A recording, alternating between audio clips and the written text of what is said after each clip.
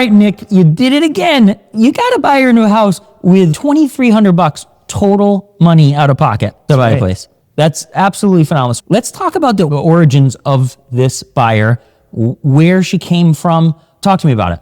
Sure. This buyer was introduced to me by actually another Landmark agent. So it was an in-house referral, and they connected us because this buyer originally was looking in both Connecticut and Mass, and I happen to be licensed in both states. Ultimately, the buyer settled on Mass, but when they did shift their focus back to Massachusetts, we felt it was best that they stay working with me. All right, so you ended up doing a buyer consult, and in that buyer consult, you determined what? Where'd you direct her from there?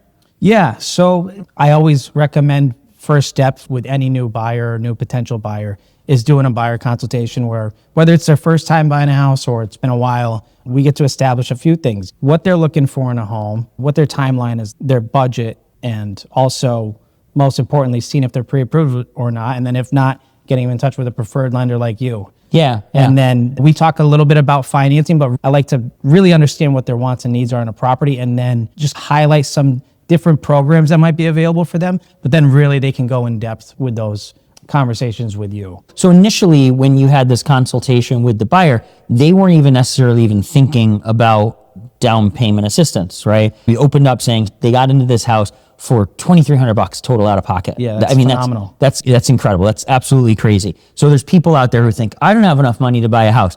You got $2,300? Now, obviously, not everybody can do that, but the truth is that you don't need a huge amount of money out of pocket.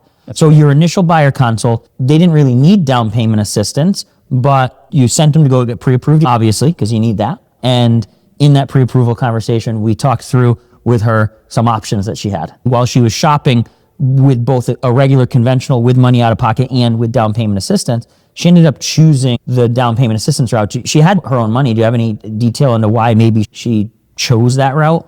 I think in this case, it was just a matter of wanting to keep some reserves. Every home tends to need something after closing, right? Even if it's just you wanting to personalize it and make it your own, whether that's with furniture or just some cosmetic updates. So if you can take advantage of these programs, why not? Yeah. And I think that's what this buyer's thought process was. I think one thing that first-time home buyers oftentimes underestimate is the fact that they have to fill that house. They're maybe coming from an apartment. They're maybe coming from their parents' house. They're coming from their parents' house. They're probably not bringing their bed.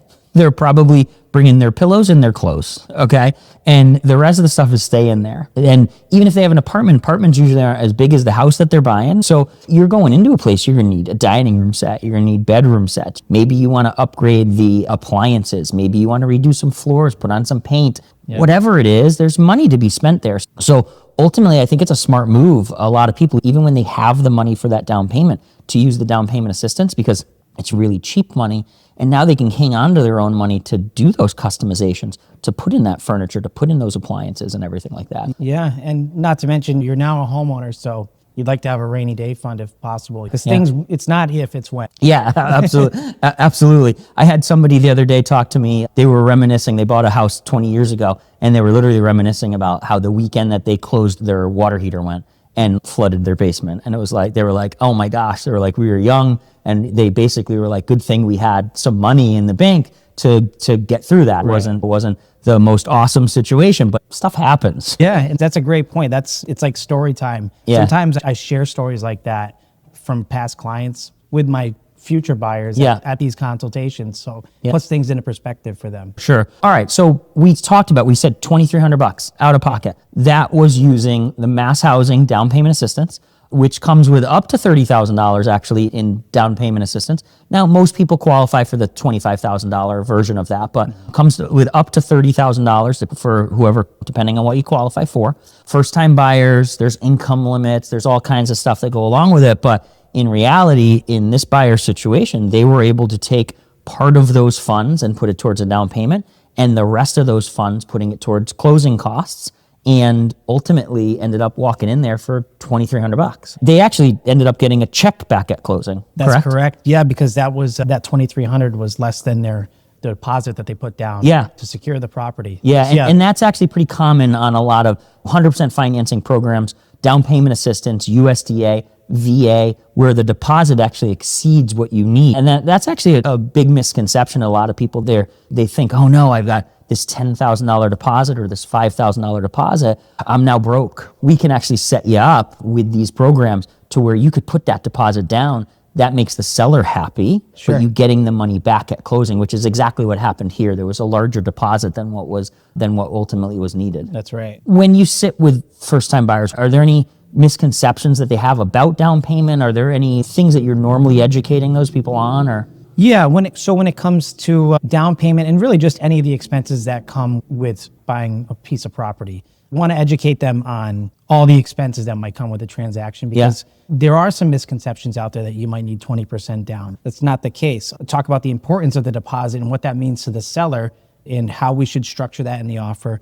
Also, especially with first-time buyers, letting them know about some of those other out-of-pocket expenses like closing costs, or you're gonna have to pay your home inspector, right? Yeah. Well, depending on the home inspection package you go with, that could be several $100s, if not more. They're coming in, we're the professionals, so I want to educate them on those things. That way, when we get to the day of home inspection, the home inspector wants to get paid, they're not being blindsided by multiple $100 expense. Yeah. The appraisal, I try to cover all those other expenses and then get an understanding as to where they're at. I don't need to see bank accounts and stuff like that. I just need them to realize what they're going into, and make sure that they're going to be financially stable and comfortable with spending those other expenses. When it comes to closing costs, I talk about the potential of structuring an offer where the seller is maybe paying part of their closing costs, or I talk about how there are some programs out there, whether it's a MassHousing program. I had a buyer at the end of last year that took advantage of a program with the city of Springfield specifically. Those, as you know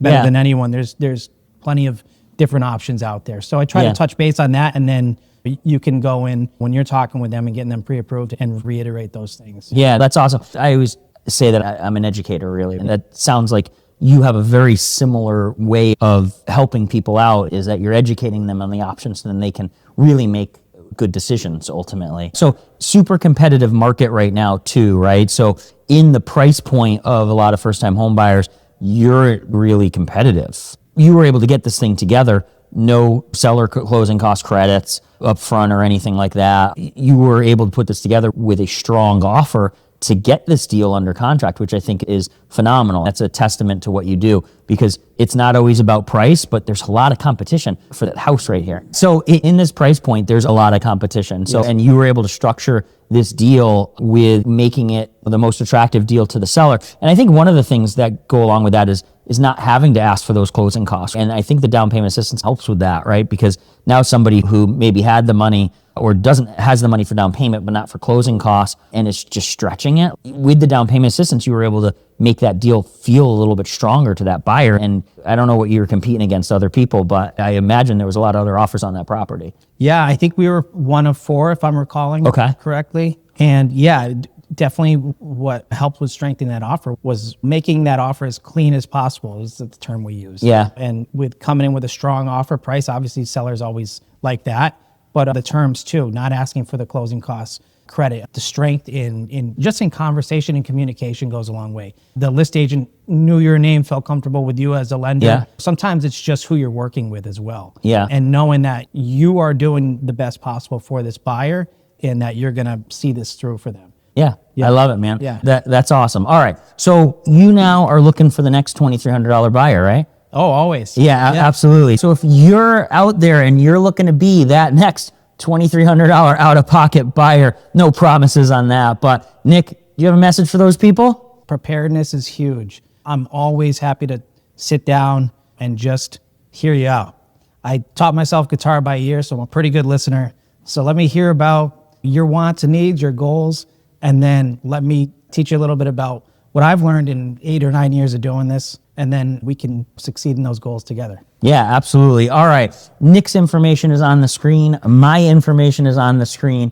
Hit us up. It doesn't matter if you're a first-time home buyer or not. We want to talk to you, but specifically we're talking to first-time buyers here. If you want to talk through what options are out there that are available, hit one of us up. We're going to walk you through it, and we're going to get you here in 2026. All right, Nick, the Rockin' Realtor, thanks for sitting down with me. Thanks for having me. Yeah, man, awesome. Always a pleasure. Come back again soon. For sure. Hit us up. Appreciate you sticking around to the end. We'll talk to you all soon.